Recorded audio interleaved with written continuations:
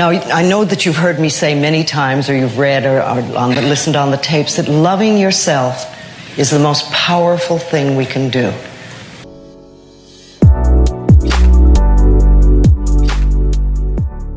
I know that you've heard me say many times, or you've read or listened on the tapes, that loving yourself is the most powerful thing we can do.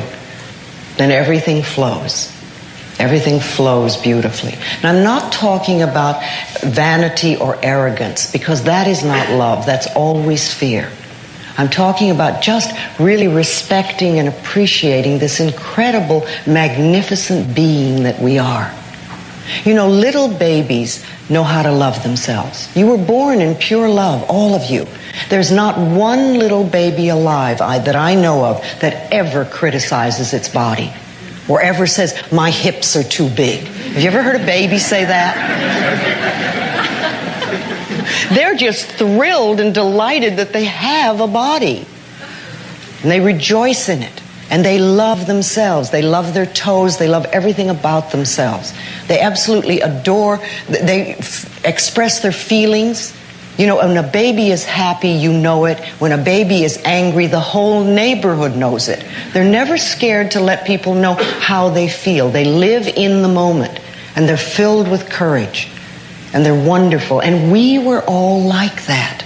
Got to remember that you were filled with courage, and you were full of love, and you adored yourself when you were very little. I think that everything you think and everything you speak goes out from you into the universe and comes back to you multiplied. It's almost as though the universe is listening to everything you say and everything you think and saying, oh, that's what they want. But most of the time, we are talking very negatively about ourselves. We talk about how awful we are, we're not good enough, we can't get this, we can't get that. How can the universe bring you anything good if that's the way you're talking? What you're saying is a quality of life doesn't mean a really nice house or a really nice car. It can, but it doesn't have to. But what good is a nice car if you are full of resentment all the time and you drive around hating everybody? That's not going to help anything. It's much better if you had an old car and you were grateful and appreciative of life. There is a law of thinking, and we are beginning to learn about it. And it is like a computer. If you have this gorgeous computer put in front of you and you don't know what to do with it, it's a piece of junk. But if you learn the language of the computer, miracles happen.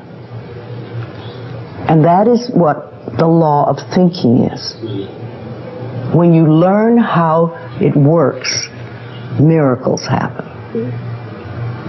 What you think and what you believe is what will come true for you. Your thoughts create your life. It's that simple. And when we can get that, we can make enormous changes. One of the things that I think about the work that I do and the work our company does is that every product that we sell or the product that you get as a gift from us has the possibility to change the quality of your life, to improve the quality of your life. Now, whether you actually take that opportunity or not is up to you. That's freedom. Exactly. But you have, everything we give out can help people really improve the quality of their lives. And that feels good. When we have a problem, most of us go, oh, panic, panic, God, what are we going to do, blah, blah, blah, blah, blah. But I have something that I try to get people to say. When the minute there's a problem, you stop and you go, all is well. All is well. Everything's working out for my highest good. And out of this experience, only good will come. And I am safe. And you do this, if it's a small thing, I say it 2 or 3 times. If it's a bigger issue, I babble it incessantly. But all is well, everything is working out for my highest good. Out of this situation, only good will come, and I am safe. Now this quiets your inner turmoil down long enough for the universe to find the solution to the so-called problem. See, when there's problems, we don't have to fix problems so much. We need to fix our thinking and our attitude about how we respond to them. And then you get less and less. And when the solution comes, you say thank you. You start by doing what we call doing affirmations. And that is making positive statements about your life that are positive.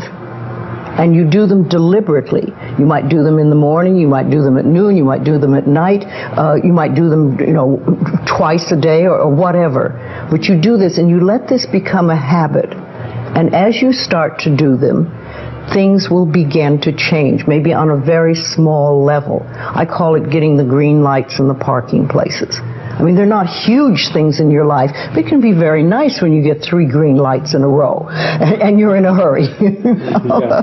Doing an affirmation is either writing it down, writing it on the wall or the mirror, or using just saying it.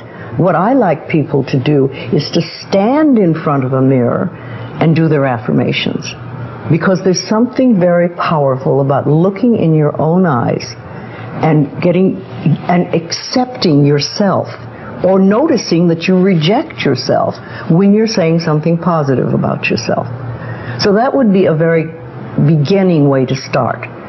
Say in the morning, you get up in the morning, you go to the mirror, and this is a big one, and it's hard for lots of people. But you look in the mirror and say, I love you. I really, really love you. And to begin with, that can be so hard for people because they think of all the things that they think are wrong with them. But if you can start your day saying that, it's very powerful. We do have a tendency in the society to just want to be fixed, right? Yes, and that's it. When I get over this problem, this will be it. I'll never have to deal with anything again. Well, a lot of us just want to stop when we hit a safe place. Yeah. I mean, you've got a bit of money, you've got some nice friends, you have a good house to live in, you're okay, and you think, all right, that's fine. I'm not going to touch anything else.